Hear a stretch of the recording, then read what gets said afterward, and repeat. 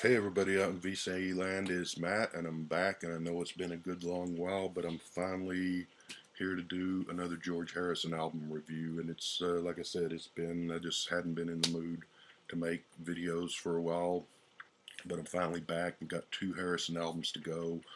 It's been, in case you're just watching for the first time or catching up here, I've been reviewing Beatles solo albums in order of release. I already did all the McCartney albums. I didn't do Egypt Station because it hadn't been released yet at that time, but I'll get to that eventually.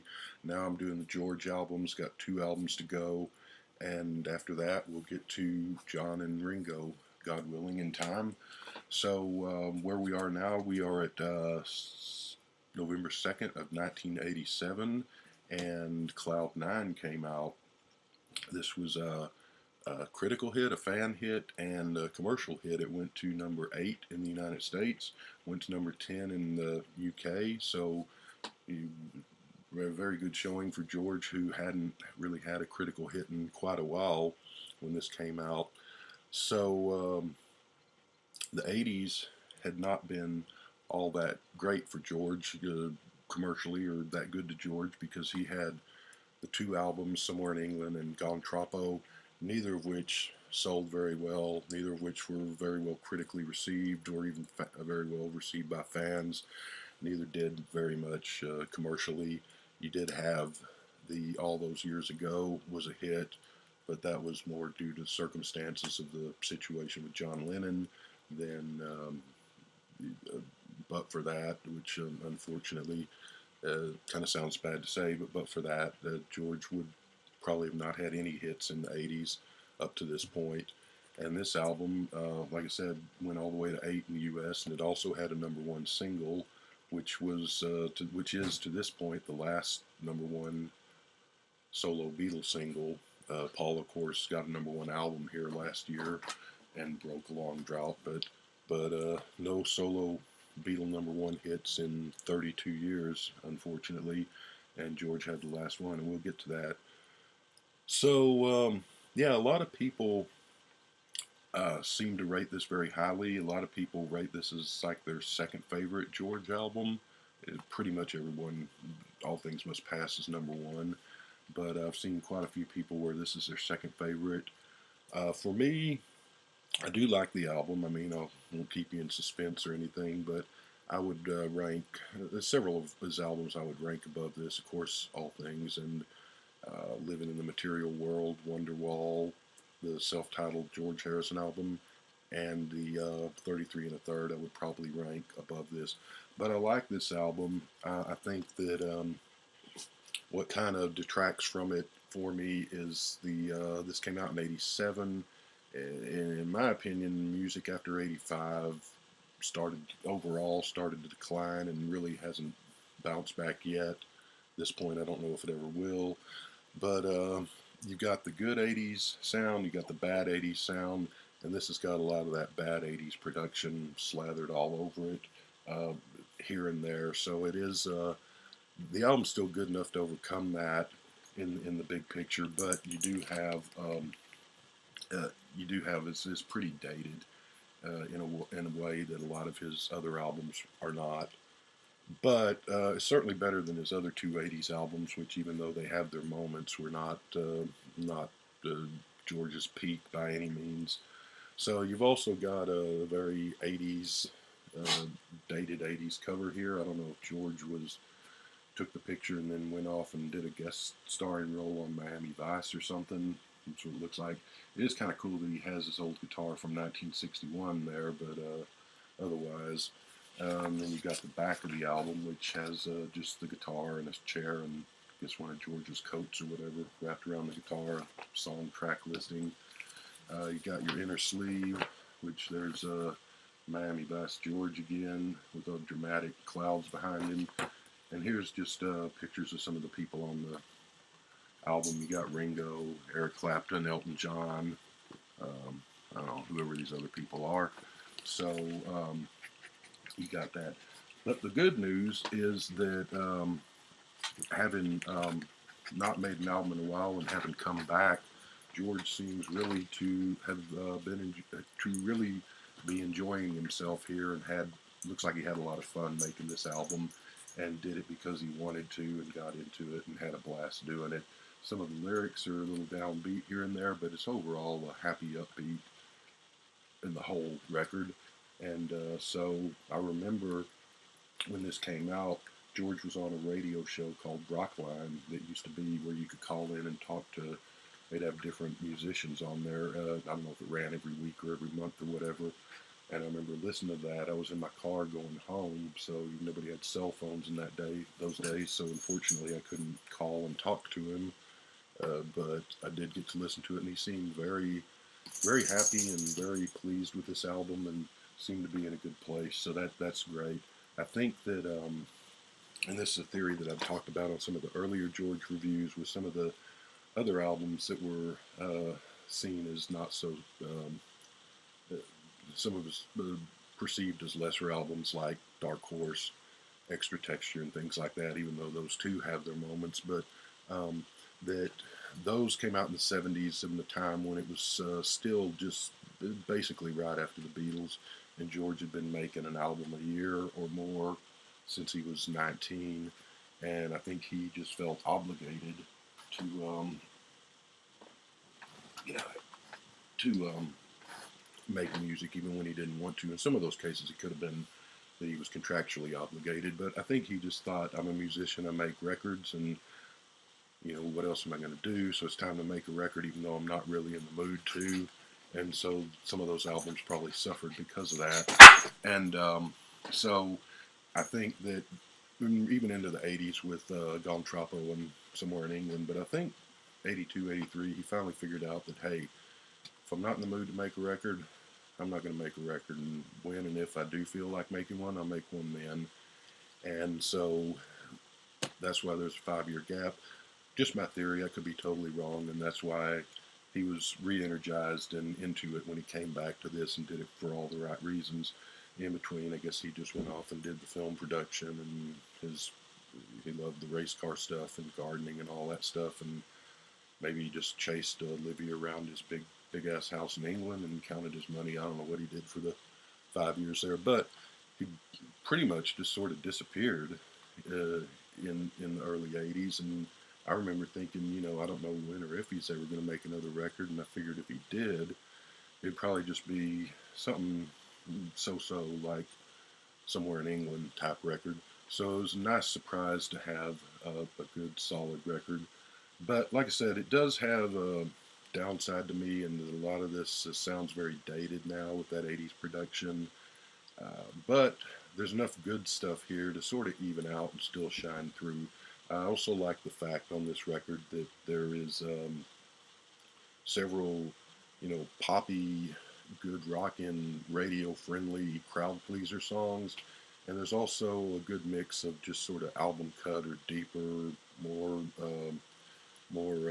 introspective songs that aren't necessarily commercial in and of themselves. So I like the fact that there's a good mix of that. And what else about this album? So no, that's about it that I can think of right now. Let's get into the songs. Side 1 opens with Cloud 9, the title cut, which I really like. It's sort of a mid-tempo blues piece of music, but it's also very bright, booming, in-your-face production. This makes a good album opener. It's one of his up there with some of his best album openers, I think, and it's a good way to kick off things. Gets an 8.5 from me. Second song I like as well, with some reservations. It's called "That's What It Takes." I like the verses that start off the song are very good, but when you get into the chorus, you get into this sort of pretty cheesy sounding 80s sound that's just kind of this weird 80s sounding chorus that makes the song sound like one of those second-rate songs that you'd find on the soundtrack to one of those lesser 80s teen films, like, say, I don't know, Class or License to Drive or Some Kind of Wonderful or something like that. But it's this very dated chorus there. But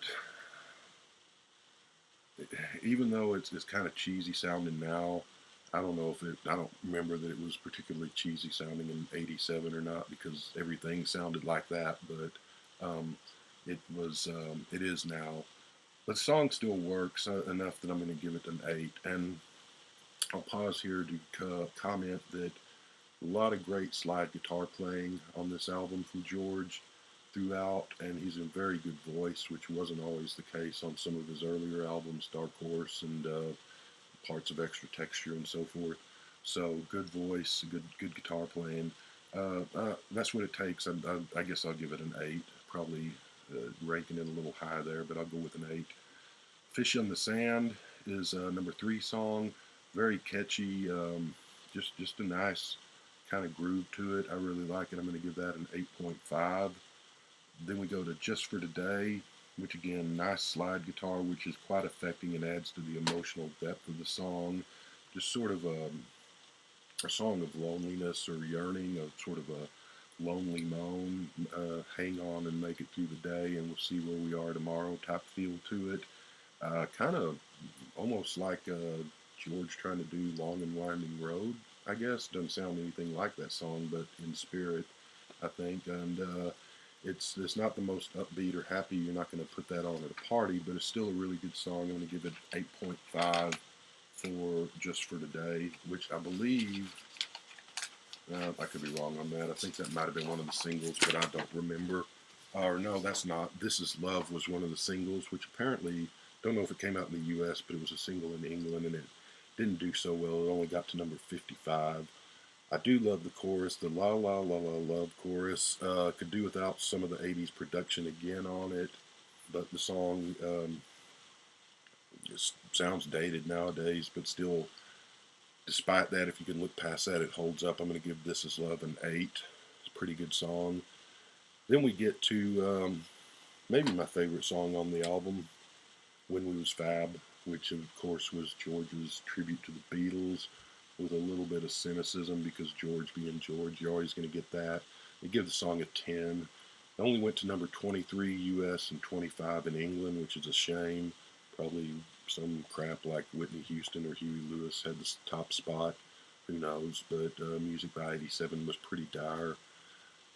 But at least it got radio play, and at least it was a hit of sort, and it was all over MTV. But it's sort of a George's. I remember the Beatles in the 60s fondly, but hey, that's over. Let's move on. Like I said, George being George sounds very much like Magical Mystery Tour or I Am the Walrus in particular type sound, but it works, and it kind of evocative of the Beatles sound, and I loved it from the get-go. I remember this was the second single or the second song I heard from it. We'll get to the first one here in a bit, but hearing this and just falling in love right from the get-go. So that one gets a 10, and that ends side 1. We go to side 2. Side 2 opens with a song called Devil's Radio, which is about how gossip and half-truths and the sort of bipartisan slanted news and talk shows are just not good and nothing but trouble.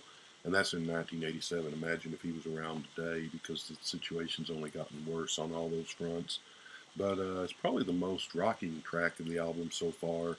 Really good song, good way to open side 2, and I'm going to give that one a 9.5 on Devil's Radio.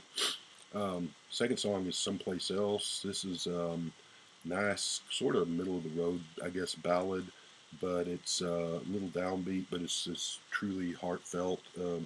Really good song. I think it's sort of him singing about how Olivia showed up in the mid-70s and saved his life, basically. Nice little love song ballad. Again, not something you're going to throw on at a party, but a good song, and I'm going to give that an 8. Number 3 song on the side 2 is called The Wreck of the Hesperus, and good song.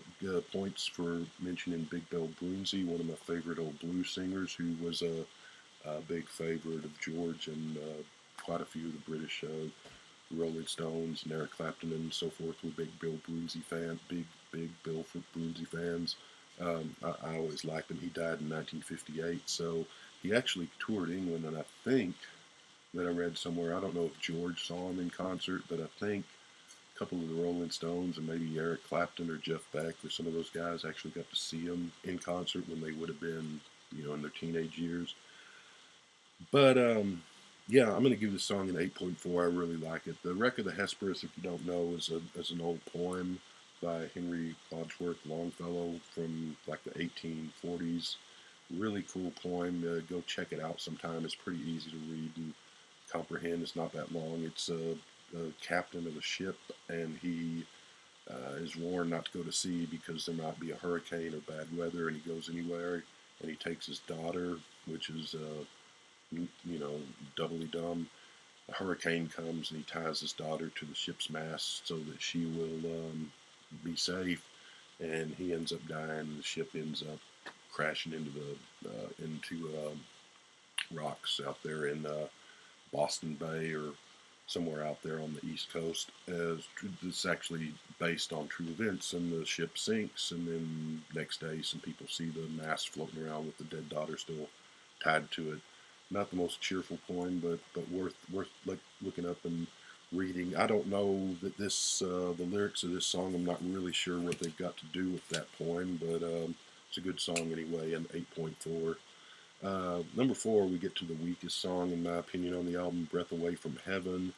I do like the sort of stop and start rhythm of the song, but musically, it just, to me, it sounds like when you go to a Chinese buffet and the music that's playing over the PA, most of it, and it's this a love song, I guess. But the stop start rhythm kind of interesting, but the song itself overall is kind of dull and not much to it. I'm going to give it a 5.5. It's my least favorite.